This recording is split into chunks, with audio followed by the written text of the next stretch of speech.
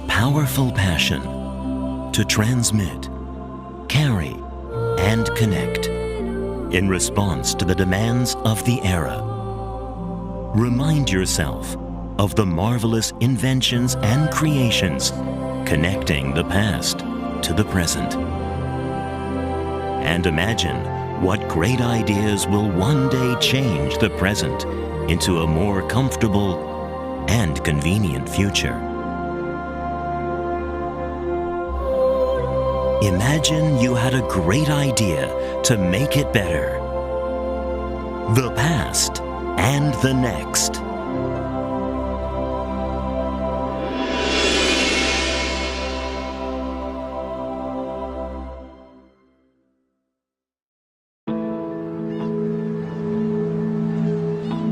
It has been more than 100 years since Bando was founded as a power transmission belt maker. Bando has grown into a top global corporation on the basis of its rubber and elastomer processing technologies. The history of the company's pioneering spirit originated here in the international port city of Kobe.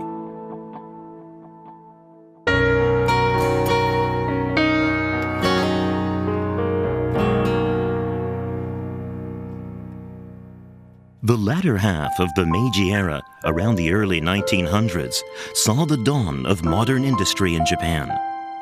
Although the fabric industry was well developed, the steel and shipping industries were still in their infancy. At that time, an inventor arrived in Kobe. His name was Naosaburo Bando. Born into an old samurai family in Sasayama north of Kobe, he left home at an early age and spent much time and money in Tokyo developing fabric belts.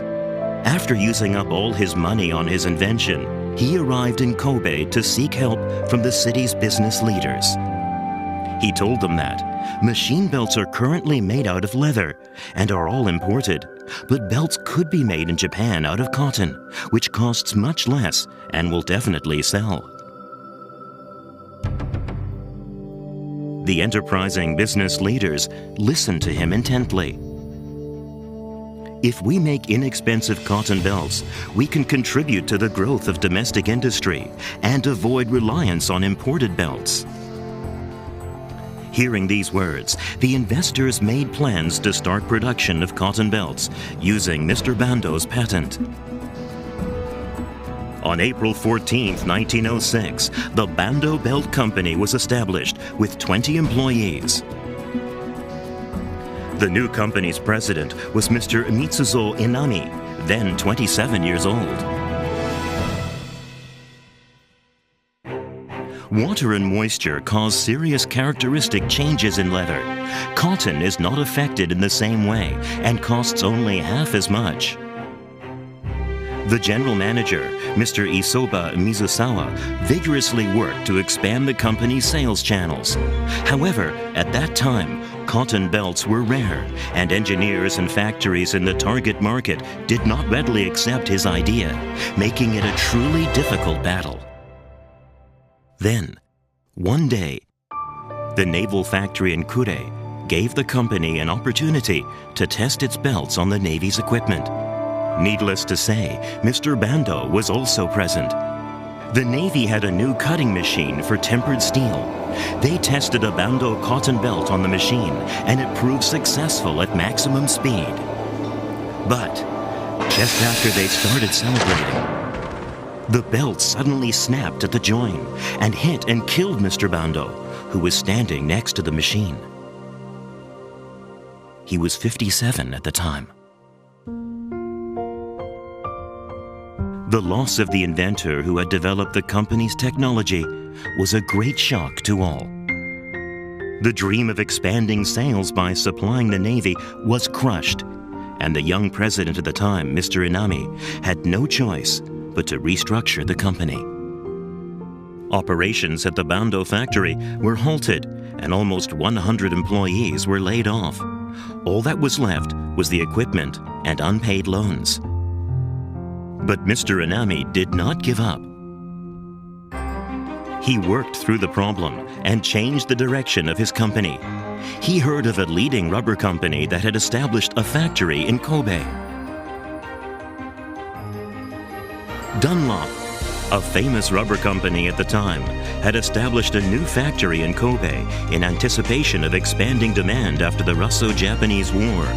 The company was utilizing world-class equipment, technology, and sales techniques, which breathed new life into Japan's rubber industry. That's it, he thought, and decided to use rubber technology to develop a superior belt. Mr. Inami decided to move away from relying 100% on Bando-type cotton belts and immediately began to collect information about rubber manufacturing equipment from England. He employed Mr. Kyojiro Imai, a young engineer who became the plant manager and was placed in charge of rubber belt research and development. Then in 1913, 4 years after the untimely death of Mr. Bando, the company began producing rubber belts. Mr. Inami's dream had come true. The belts were sold under the Sunbelt trademark and were well accepted by the market. To expand distribution, Mr. Inami traveled around Japan, establishing branch offices, telling himself, "The company is saved."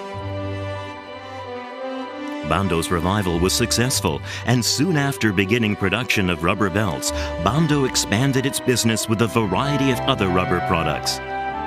Rubber footwear was one of them. The commercial slogan used at the time was "Mystifyingly Strong Bando Rubber Footwear." The products were widely used in fishing and farming communities. Slowly but surely, Bando's belt manufacturing capabilities improved, and in 1921, the company produced the first Japanese-made conveyor belt. In 1925, the conveyor belt's utility model was officially registered, and full-scale production began. Bando had successfully passed through the perilous first phase that every new company faces.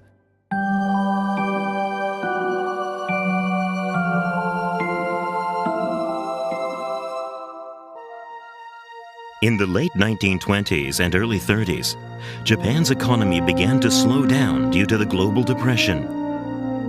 But Bando had begun to use its profits to develop promising new technologies. One of the company's successful developments was a rice hulling roll used in farming.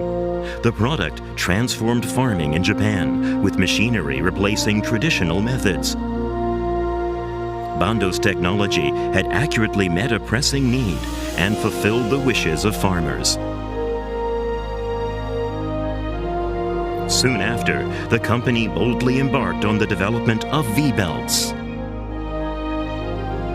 Gathering of the necessary information and feasibility studies were conducted by the man who would later become the company's second president, Mr. Masanosuke Sasabe.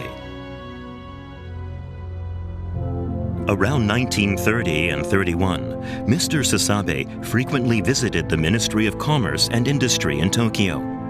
It was on one of these visits that he noticed a man on the train carrying a small belt. He learned that it was a new type of belt being manufactured in America. At a time when only flat belts and conveyor belts were available in Japan, the big difference in shape was of great interest. Upon his return to Kobe, he obtained a catalog and product samples and had tests run, discussing the results with his company's engineers. The product turned out to be a highly efficient belt developed for electric motor drives.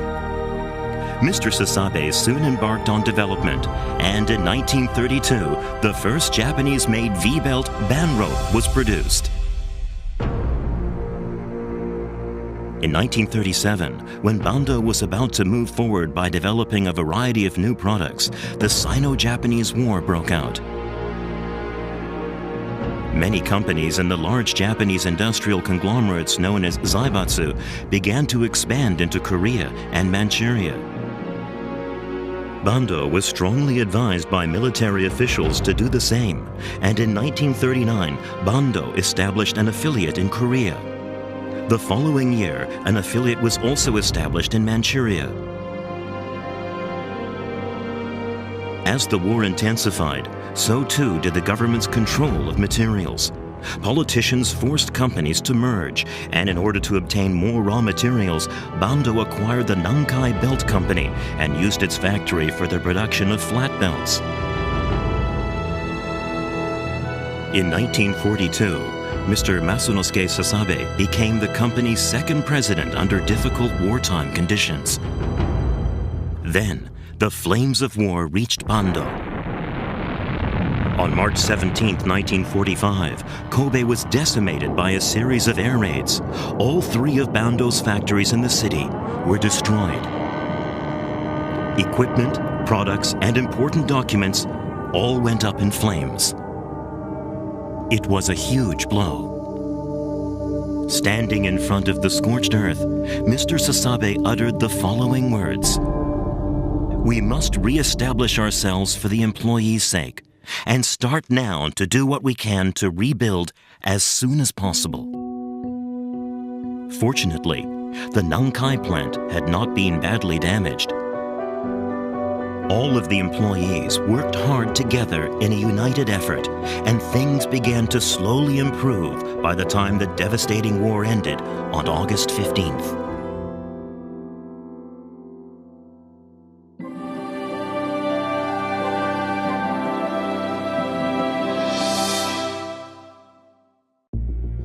The year after the war ended, the company restarted its operations in earnest, with the manufacture of bicycle tire tubes and rubber bands, as well as motorcycle tires. While continuing the development of rubber technology and embarking on reconstruction efforts, the company also began to challenge new areas of business. Bando started to develop and manufacture synthetic resin products made of polyvinyl chloride, or PVC. The company expanded steadily by catering to the needs of the domestic market with a variety of PVC products, which contributed as a significant profit source over the years. The greatest period of growth after the war was in the 1960s. In addition to rubber and PVC, Bando focused its effort in the new area of polyurethane elastomers. In 1961, Bando worked with Bayer of Germany to develop a new line of polyurethane products. The new line of products was successfully marketed under the trademark of Bankolan.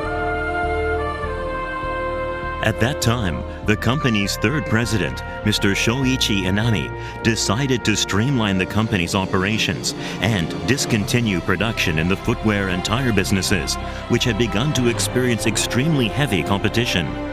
The company name was also formally changed to its current name, Bando Chemical Industries Limited. In the ensuing years, Bando has remained at the forefront of the rubber and plastics industry and continued to expand through BPS, Bando Production System activities, in the three areas of belts, plastics, and industrial goods, through the development of innovative new products and through market expansion.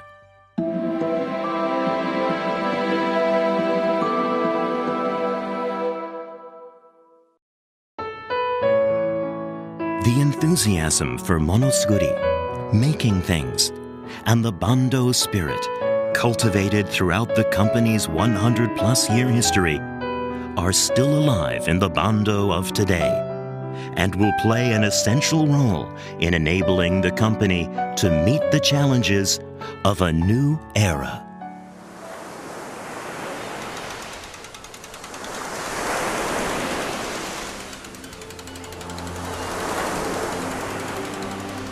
A powerful passion to carry, transmit, and connect in response to the demands of the era has successfully connected the past to the present.